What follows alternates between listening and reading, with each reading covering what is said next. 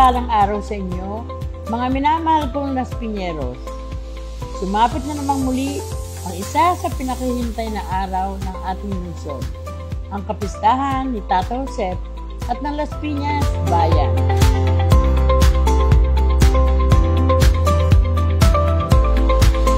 Ang araw na ito ay talagang nagpapatunay na matibay na pananampalataya ng mga Las Piñeros, maging ang pagmamahal sa kasaysayan at kultura.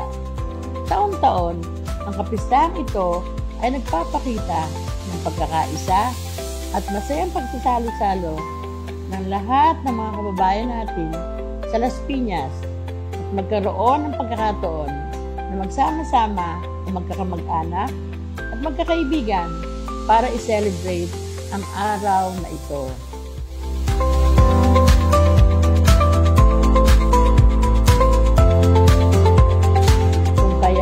Buong puso rin pinaaabot ang aking pagbati sa inyong lahat.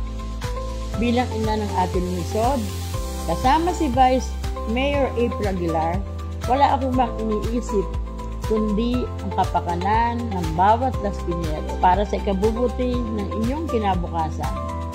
Mahal na mahal ko kayong lahat.